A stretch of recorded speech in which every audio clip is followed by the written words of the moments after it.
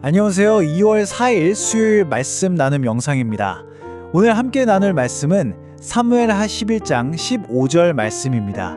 그 편지에 써서 이르기를 너희가 우리아를 맹렬한 싸움에 앞세워 두고 너희는 뒤로 물러가서 그로 맞아 죽게 하라 하였더라. 아멘. 네, 이 말씀을 보면 정말 충격적이죠. 우리가 보통 다윗 왕 하면 하나님의 은혜를 받는 사람 이렇게만 생각하기 쉬운데요. 이 말씀은 그의 삶 속에 아주 깊숙이 숨겨져 있던 어두운 면, 아주 치밀하고 잔인한 계획을 그대로 보여주고 있습니다. 자, 그럼 이 충격적인 이야기 속으로 좀 더 깊이 들어가 보겠습니다. 첫 번째 주제는 은혜 뒤에 숨은 죄입니다. 다윗이라는 한 사람 안에 어떻게 이렇게 선과 악이 극명하게 공존할 수 있었는지 그의 모습에 나타나는 그 놀라운 대조를 한번 짚어보겠습니다.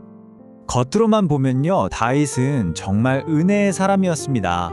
자기 원수였던 사울의 집안에 남은 사람이 없나 찾아내서 먼저 은혜를 베풀죠.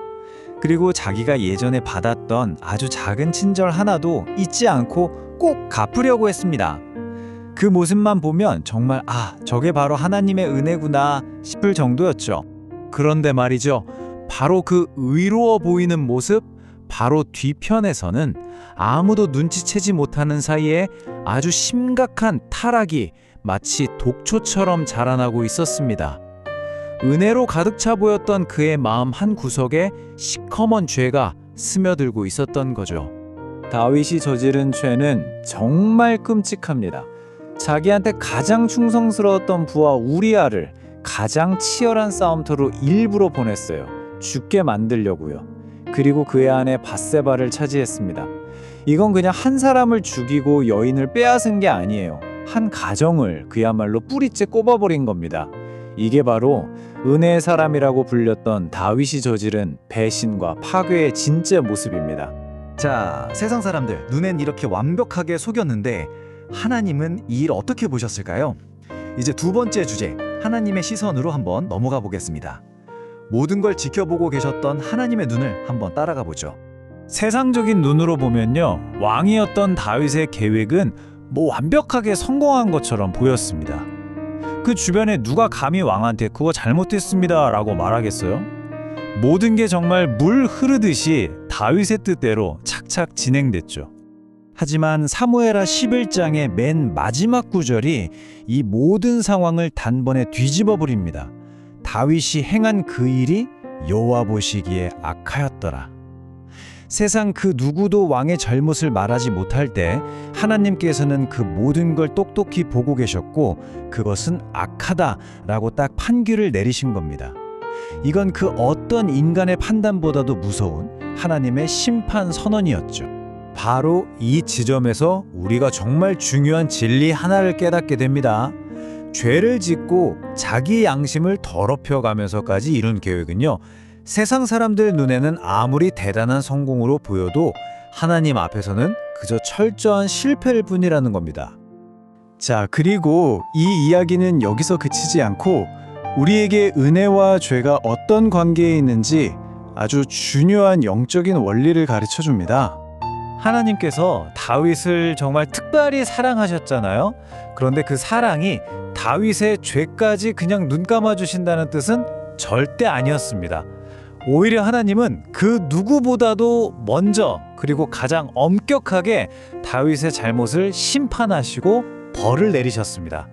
그러니까 이 이야기가 우리에게 보여주는 근본적인 원칙은 아주 명확합니다.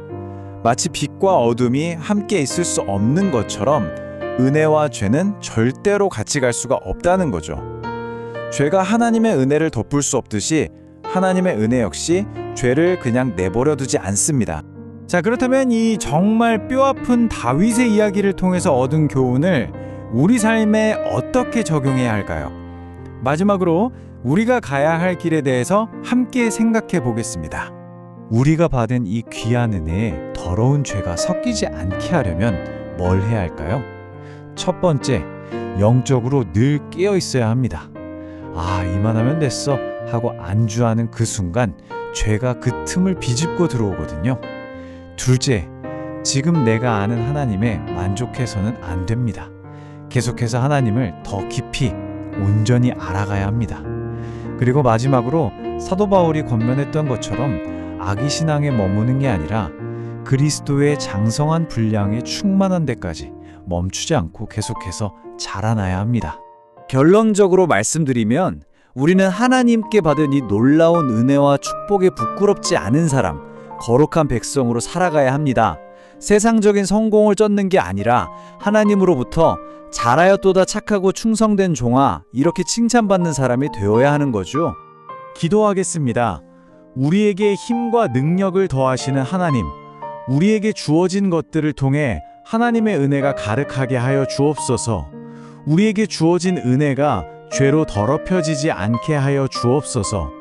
온전히 하나님의 사랑 안에 거하며 하나님의 영광을 드러내게 하여 주옵소서. 그리하여 하나님의 마음을 닮아가는 복된 그리스도의 제자로 살아가게 하여 주옵소서. 우리를 사랑하시는 예수 그리스도의 이름으로 기도드립니다. 아멘.